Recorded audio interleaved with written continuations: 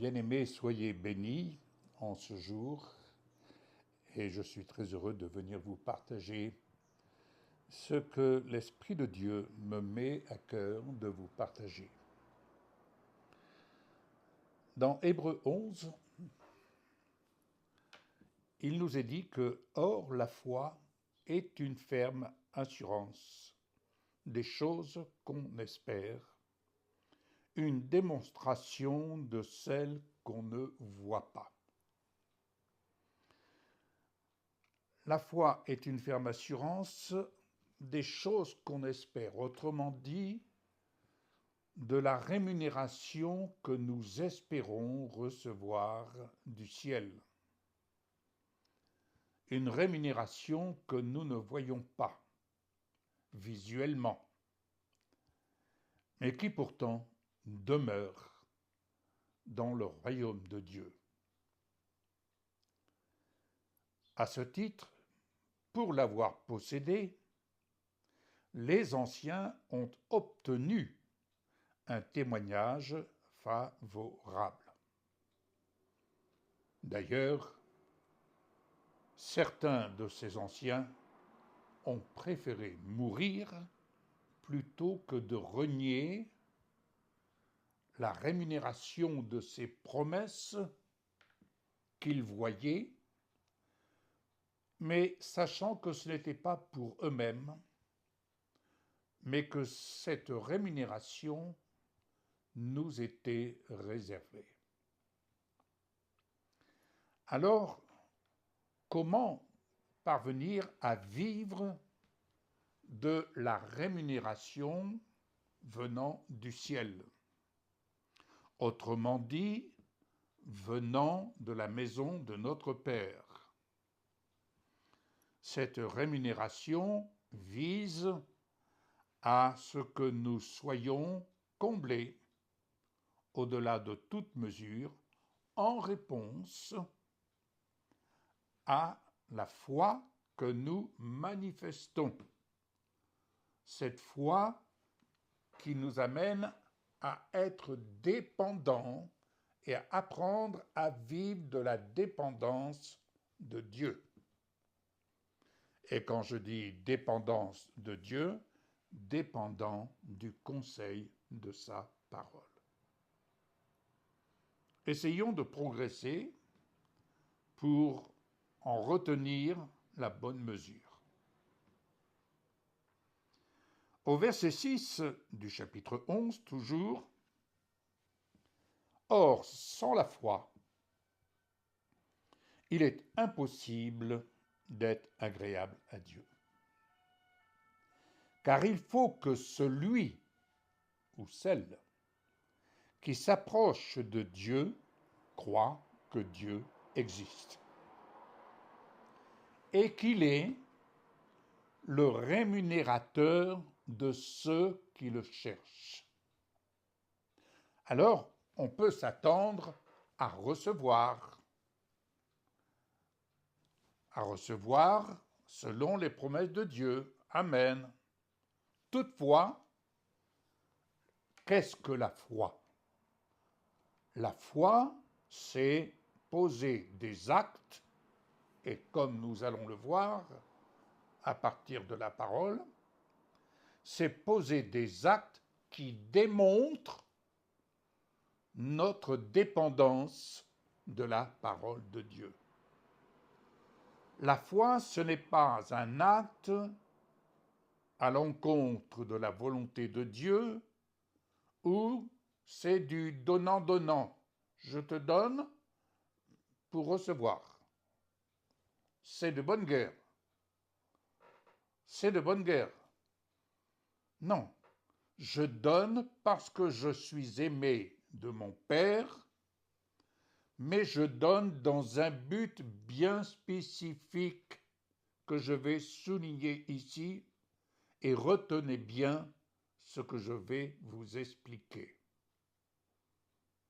Verset 7.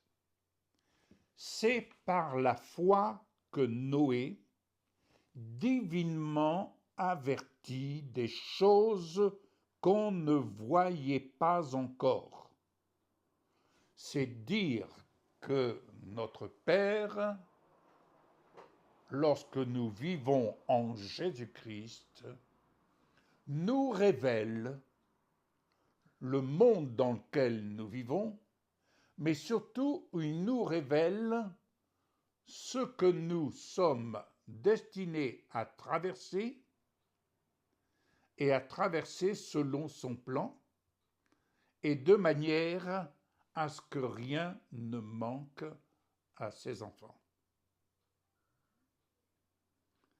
Quand il est dit « l'iniquité d'un grand nombre va s'accroître », ayons l'humilité de reconnaître que nous sommes toujours surpris lorsque quelque chose, comme ces derniers événements avec l'ouverture des Jeux olympiques, je ne vais pas revenir là-dessus, ce n'est pas mon propos, mais je donne un exemple. Nous paraissons surpris et aussitôt on s'empresse d'aller chercher dans la Bible « Ah, mais il est dit ceci dans l'Apocalypse, il est dit cela dans l'Apocalypse, le Seigneur revient bientôt. » Mes bien-aimés, je dirais tout simplement, l'Église n'est pas encore prête. Nous avons encore du chemin à parcourir et je ne m'avancerai pas à porter des propos en disant « Oui, Jésus revient bientôt ». C'est sûr, il va revenir. Mais en attendant, ce que le Seigneur me montre et nous montre ici, avec les bien-aimés, ce que le Seigneur nous montre, c'est que nous avons à prier pour nous-mêmes, afin d'être ce que le Seigneur veut que nous soyons et ce à quoi il nous destine à être et à devenir semblables à lui, à l'image du Fils premier-né d'entre les morts. Mais je ne voudrais pas m'écarter du sujet qui nous concerne. Donc, divinement averti des choses que ne voyait pas encore, est saisi d'une crainte respectueuse. Pas la crainte où on a peur, non, mais le respect de celui qui en est le rémunérateur. Il construisit une arche pour sauver sa famille. C'est tout à son honneur. Mais dans quel but a-t-il été amené à construire cette arche selon le dessein de la volonté de Dieu, selon la décision de la volonté de Dieu? Ce n'était pas le projet de Noé, c'était le projet, le dessein de la volonté de Dieu que Noé, qui lui était agréable, dont la foi lui était agréable, Dieu a choisi ainsi Noé pour construire cette arche. Mais dans quel but? Vous en conviendrez, face à l'iniquité qui s'accroît, il est aisé, et je ne dis pas que c'est une mauvaise chose, loin de moi cette pensée, mais vous allez comprendre pourquoi. Il est aisé de proclamer et de condamner par nos paroles. Vous connaissez cette expression, lorsqu'il y a un acte terroriste quelque part, tout de suite, telle et telle personne, nous condamnons cet acte terroriste. Très bien, très bien. On condamne parce qu'on se démarque de cela. Nous ne sommes pas dans ces choses-là. Très bien. Mais tout ça, ce sont des paroles. De même que pour nous, bénir au nom de Jésus, je te bénis au nom de Jésus, c'est très bien. Très bien. Mais ce sont des paroles. Or, la foi, c'est poser des actes qui visent, comme ici, et c'est spécifié, Noé a construit cette arche en vue de condamner le monde. oui, en vue de condamner la pensée de ce monde, en vue de condamner le monde qui marchait dans un courant contraire au dessein de Dieu.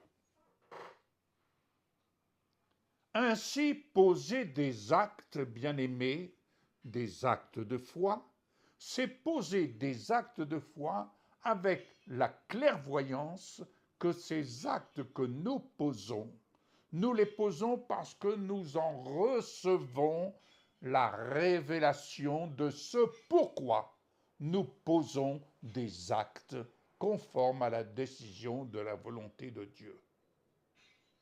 Je vais vous donner un exemple que nous avons traversé lorsque nous étions dans la formation, en formation dans la mission où nous étions. Pendant 2-3 mois, aucune rentrée financière n'entrait. Alors on pouvait prier, Seigneur, tu parles au cœur des partenaires. Oui, ça allait dans le bon sens, certes. Mais en définitive, que se passait-il? Eh bien, il se passait que le prince des ténèbres retenait, je dirais, la bourse fermée. Vous savez, fermée. Il retenait. Comment il retenait? Bien, les partenaires de l'œuvre à cette époque, eh bien, ils étaient dans l'ignorance de la situation dans laquelle cette œuvre se traversait. Ils étaient dans l'ignorance. Et cependant, mais durant ces jours, durant ces semaines que nous avons eu à traverser, nous avons combattu dans la prière. Nous avons été vers le rémunérateur. Et c'est lui le rémunérateur qui a libéré la provision qui a permis de régler tout ce qui devait être réglé durant ce laps de temps où rien ne rentrait dans la mission. Et là où la personne a libéré la provision, elle a posé un acte de foi pour condamner cette œuvre de ténèbres qui visait à vouloir empêcher l'œuvre d'accomplir sa mission. Merci Seigneur pour la bénédiction de sa parole, mais ici, Noé va condamner le monde en accomplissant par la foi ce que le Seigneur lui demande d'accomplir. Un autre exemple qui permettrait de vous éclairer le cas échéant. Dans la deuxième épître aux Corinthiens, vu sous cet angle, je vous assure, ça m'a interpellé. Le Seigneur est le rémunérateur de ceux qui le cherchent. Il est le rémunérateur. L'adversaire est celui qui veut museler, qui veut nous museler, qui veut museler l'œuvre de Dieu, qui veut museler le message de l'Évangile en vue de bénir de nombreuses âmes qui sont dans la tourmente. Alors, soyons acteurs, soyons des hommes et des femmes de foi, mais posez-vous la question, quel est le besoin de celui qui apporte le message? Posez-vous la question. Réfléchissez, bien-aimés, nous sommes destinés à nous bénir mutuellement. Voici dans 2 Corinthiens 8, c'est l'histoire des églises de la Macédoine. Les Macédoniens traversent une épreuve, et dans cette épreuve, au-delà de ce que l'épreuve peut toujours représenter, ils sont dans une joie débordante. Et leur pauvreté profonde.